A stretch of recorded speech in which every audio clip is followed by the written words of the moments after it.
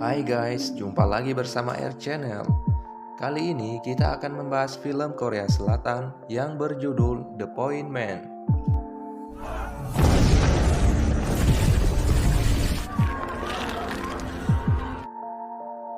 Berlatarkan tahun 2006 di Afghanistan, yang mana kala itu negara tersebut tengah gencarnya melawan kelompok teroris yang berupaya memecah belah negara itu. Kelompok ini tidak lain adalah Taliban.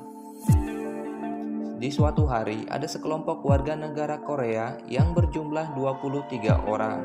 Saat itu, mereka tengah melakukan perjalanan ke pedalaman Afghanistan untuk menjalankan misi kerohanian.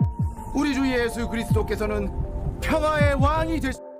Di tengah perjalanan, bus mereka dihadang oleh sekelompok orang bersenjata. Tak lain, mereka ini adalah Taliban. Karena tidak dibukakan pintu, dengan brutalnya mereka menembaki bus itu. Pak supir yang mencoba melarikan diri langsung ditembaki hingga tewas. Dan ke-23 orang Korea tersebut kini disandra oleh Taliban.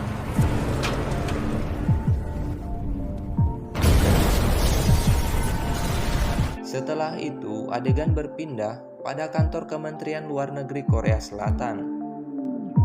전부 같은 교회 사람들이잖아.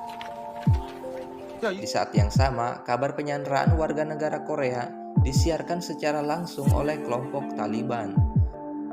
Mereka menuntut pemerintah Korea untuk menarik pasukannya dari Afghanistan. Bahkan sebagai tebusannya, mereka meminta pembebasan 23 orang prajurit Taliban yang dipenjara di Kabul. Taliban memberi waktu selama 24 jam bagi pemerintah Korea untuk memberikan jawaban. Mendengar hal tersebut, pemerintah Korea membentuk tim yang diberangkatkan ke Afghanistan. Kemudian adegan berpindah pada seorang agen intelijen Korea yang bernama Dae-sik. Karena melakukan tindakan pemalsuan mata uang, dirinya harus mendekam di penjara. Namun, ia mendapat pembebasan sebelum waktunya. Atasannya memerintahkan agar Dae-sik membantu dalam misi pembebasan 23 orang Korea yang disandra Taliban. Dan inilah Jae-ho. Ia adalah seorang negosiator yang juga merupakan kepala direktur pada kantor Kementerian Luar Negeri Korea. Bersama dengan Pak Wakil Menteri, mereka akan melakukan perundingan dengan pemerintah Afghanistan. Di sini, Dae-sik mencoba menanyakan Jae-ho tentang strateginya, namun Jae-ho tidak memperdulikannya. Dae-sik memperingatkan agar mereka segera memberi sinyal positif untuk menjaga keselamatan para sandera. Setelah itu, Jae-ho bersama Pak Wakil Menteri menemui Menlu Afghanistan. Mereka mengutarakan maksud kedatangannya, yaitu untuk membebaskan 23 warga Korea yang disandra Taliban. Jae-ho menyatakan jika mereka akan membantu pembangunan sarana dan kesehatan di negara itu. Expand medical facilities and laws in Afghanistan. Dan sebagai gantinya, pihak Afghanistan harus membebaskan 23 orang prajurit Taliban dari penjara. Menteri Afghanistan menyatakan jika mereka harus melakukan rapat internal dengan presiden untuk membahas pembebasan tahanan. Dae-sik mencoba menjelaskan pada Jae-ho bahwa keputusan melepaskan tahanan Taliban tidak akan pernah terjadi, sebab sebelumnya presiden mereka akan dipecat karena mencoba membebaskan 2 orang tahanan Taliban.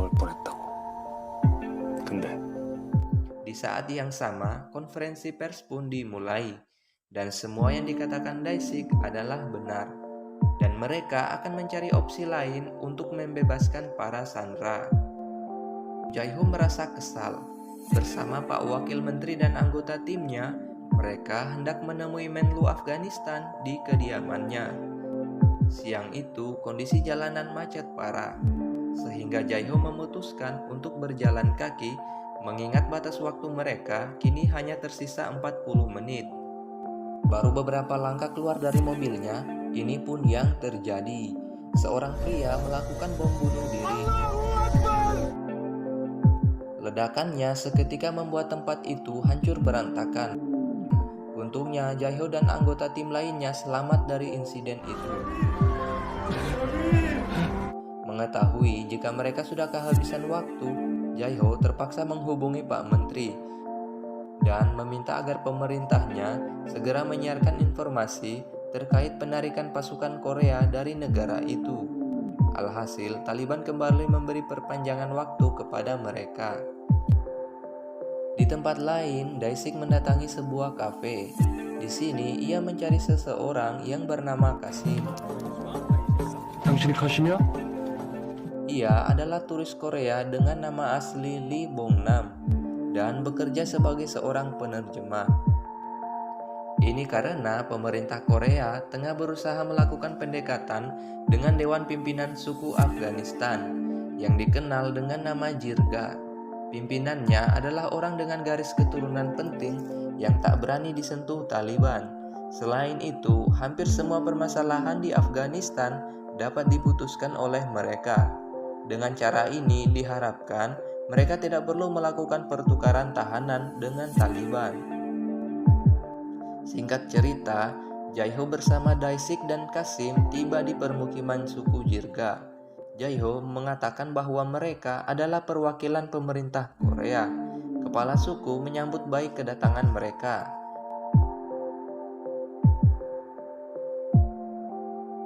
Kemudian, mereka mengutarakan maksud kedatangannya, yaitu untuk meminta bantuan membebaskan 23 orang relawan Korea yang tengah disandra oleh Taliban. Keesokan harinya, Kasim mengatakan jika kepala suku mau membantu mereka dan akan menyuruh Taliban melepaskan para sandera. Kabar baik itu segera Jae-ho laporkan pada Pak Menteri. Di saat mereka tengah mempersiapkan pesawat untuk memulangkan para sandera, terdengar informasi jika salah satu stasiun TV Korea tengah menyiarkan diskusi para pejabat, dan salah seorang dari mereka menyatakan jika para sandera adalah para misionaris yang sebelum pergi ke Afghanistan mereka telah menuliskan surat wasiatnya. Seorang staf Kemenlu meminta agar siaran tersebut segera dihentikan karena akan membahayakan para sandera.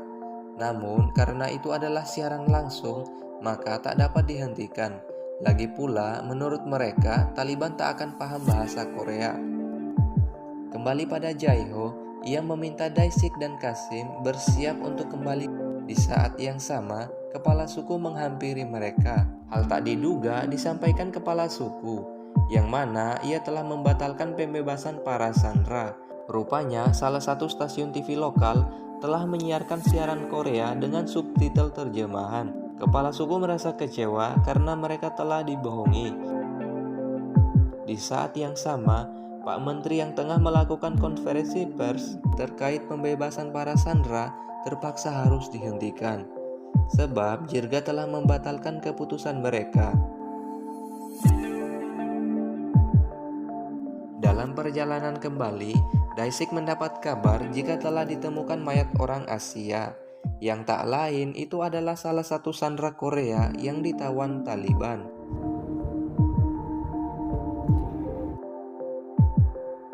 Setelah itu, komandan Taliban kembali memberi peringatan pada pemerintah Korea, yang mana dalam 24 jam mereka meminta pihak Korea untuk membujuk pemerintah Afghanistan supaya mau melepaskan para prajurit Taliban, atau mereka akan melihat lebih banyak lagi korban. Yang artinya, kini pemerintah Korea terjebak dalam kebuntuan. Daesik menyarankan pada Jae-ho untuk melakukan negosiasi langsung dengan pimpinan Taliban. Namun Jae-ho menolak saran tersebut karena menurutnya dengan bernegosiasi langsung akan menjatuhkan citra Korea di mata internasional, sebab mereka akan dianggap menyerah pada teroris. Sepulangnya di apartemen, tiba-tiba Daesik didatangi oleh seseorang yang mengaku bernama Abdullah. Ia adalah pengusaha asal Inggris yang secara langsung pernah berhubungan dengan kelompok Taliban. Dengan meminta bayaran $2 juta, Abdullah akan membantu melalui jaringan rahasia. Mereka dapat membebaskan 23 tahanan Taliban yang ditahan di penjara Ghazni, salah satu wilayah yang kurang diawasi pemerintah pusat. sehingga secara diam-diam pemerintah Korea dapat melakukan pertukaran tahanan dengan para sandera. Di sini, Jae-ho masih menaruh curiga pada sosok Abdullah, dan ia ingin mereka melakukan pengecekan data dirinya terlebih dahulu. Di saat bersamaan, Abdullah menghubungi seseorang, yang mana terdengar salah seorang sandera yang dihubungkan dalam panggilan itu. 모두 안 좋은데 특히 혜영이가 전혀 음식을 못 먹고 있어요. 저기요, 저희 가족들한테. Dan hal ini membuat mereka semakin yakin padanya. Di malam hari, Jae-ho dan tim menyiapkan uang tunainya. Dae-sik juga ikut membantu dengan memasang alat pelacak pada salah satu tas untuk berjaga-jaga hal yang tak diinginkan. Esok harinya, misi pun dimulai. Dae-sik bersama Jae-ho pergi menemui Abdullah di suatu tempat, sementara anggota tim lainnya ditugaskan pergi ke penjara untuk memastikan para tahanan Taliban yang dibebaskan. Abdullah meminta agar ia menghitung uangnya terlebih dahulu. Namun Jae-ho mengatakan jika mereka tidak punya banyak waktu dan lebih baik jika mereka melepaskan tahanan terlebih dahulu. Dengan senang hati, Abdullah menuruti permintaan Jae-ho dan mereka berhasil membebaskan 23 orang prajurit Taliban. Di saat mereka telah menyelesaikan transaksi itu, Jae-ho ditelepon oleh Pak Wakil Menteri. Rupanya Abdullah ini adalah seorang penipu dan para napi yang dibebaskan sebelumnya bukanlah kelompok Taliban. Dae-sik yang melihat Jae-ho telah ditodong, dengan sigap ia melumpuhkan salah satu anak buah Abdullah. Namun di sini Abdullah berhasil melarikan diri bersama semua uang tunai tersebut. Menggunakan GPS-nya, ia berusaha mengejar Abdullah.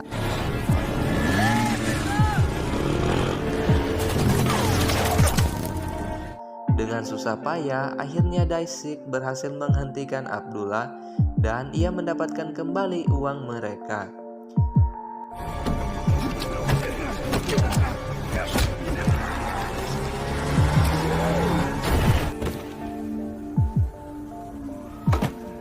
Di sisi lain, anggota tim lainnya sempat mengira jika Dae-sik telah bekerja sama dengan Abdullah.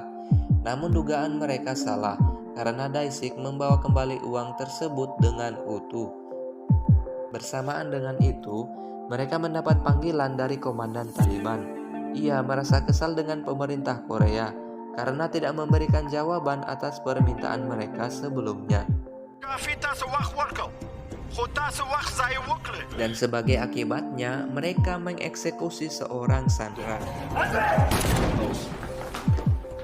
Dan kini pemerintah Korea kembali diberi waktu sampai esok harinya.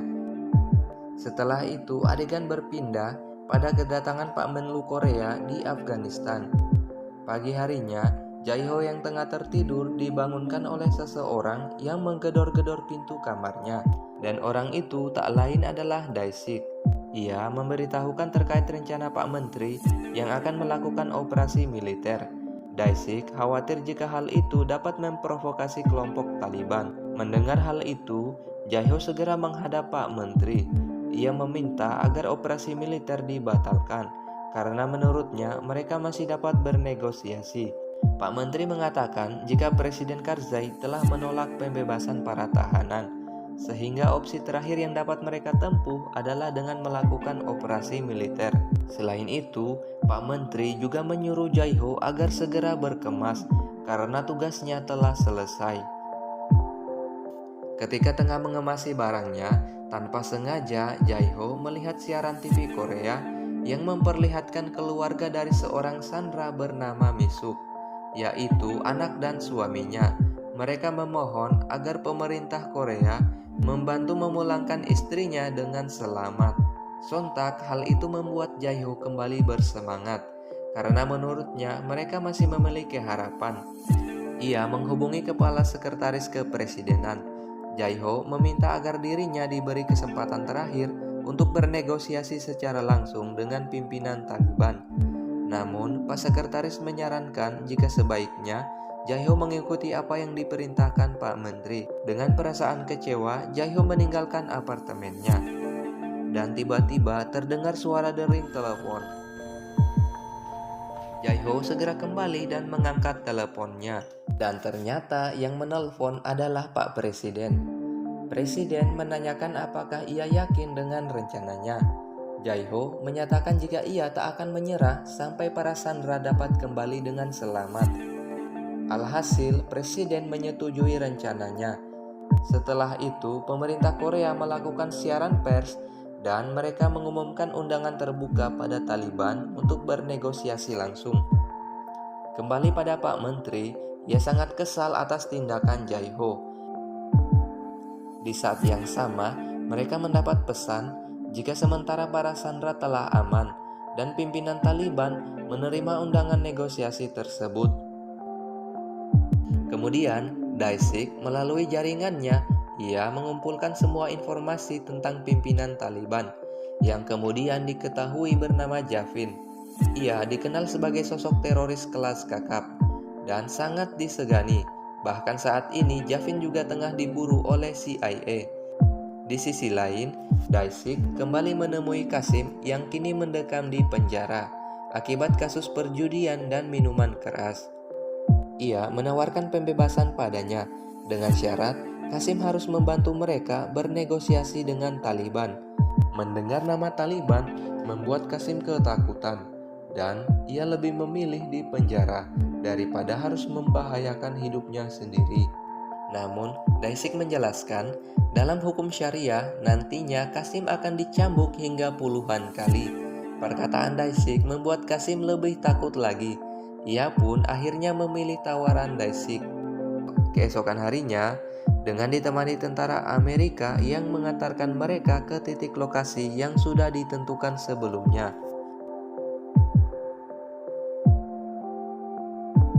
Di sini, Qasim diminta menghampiri para Taliban untuk menerjemahkan apa yang mereka katakan. Dan ternyata, mereka hanya mengizinkan negosiator dan seorang penerjemah yang akan ikut bersama mereka.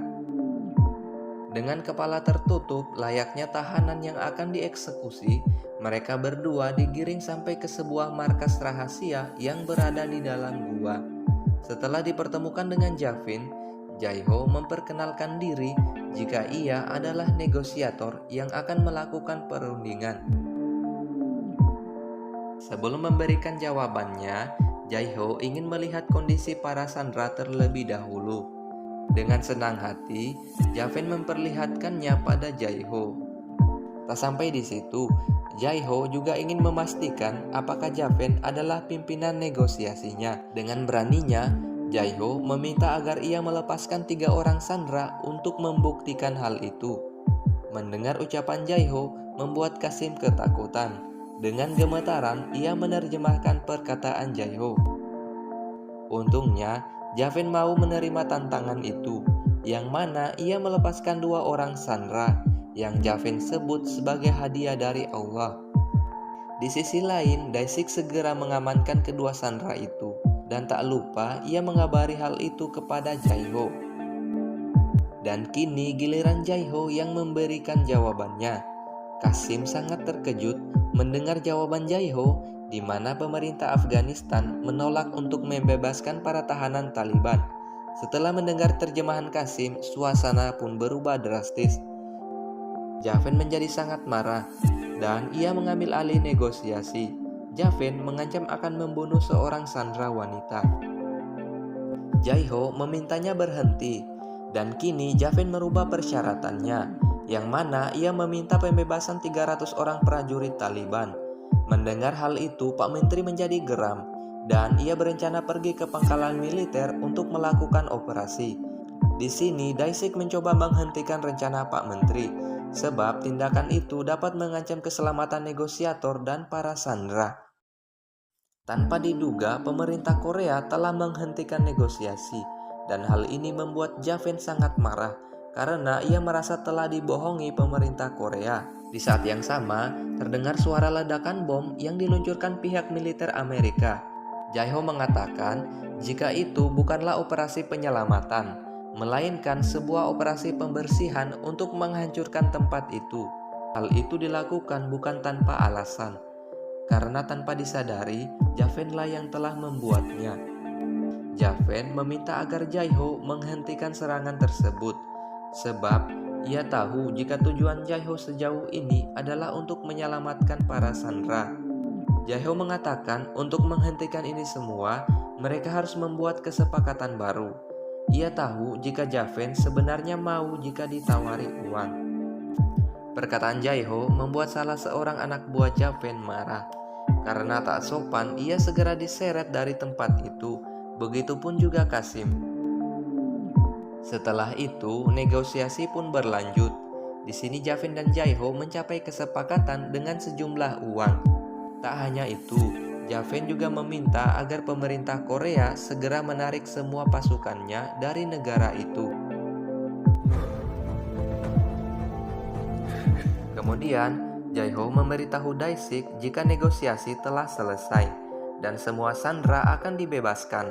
Kabar itu membuat anggota tim lainnya ikut bergembira.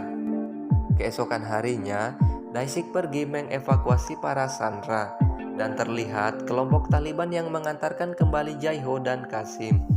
Di sini, Daisik dan Jaiho saling mengucapkan terima kasih atas kerjasamanya. Dan ternyata kelompok Taliban tidak mengizinkan mereka pergi dari tempat itu, dan mereka meminta salah seorang tetap di situ untuk menjamin keselamatan mereka. Jaiho yang merasa sebagai perwakilan negosiasi menawarkan dirinya untuk menetap, namun Daisik menolak karena kini gilirannya yang ia rasa memiliki peruntungan baik. Akhirnya Jaiho dan anggota tim dapat kembali ke Korea dengan membawa pulang 21 orang warga Korea dengan selamat. 21명이 살아 돌아왔지 않습니까? 개고생은 우리한테 남은 건 Di lain sisi juga terkonfirmasi keamanan Daisik yang sempat bersama Taliban. Dengan begitu maka berakhirlah krisis penyanderaan terbesar di sejarah Korea. Singkat cerita, 3 bulan berlalu dan terlihat Jaiho yang kembali menjalankan rutinitasnya. Di sini ia ditelepon oleh seseorang, dan tak lain itu adalah Daisik. Ia lebih memilih menetap di Afghanistan bersama Kasim.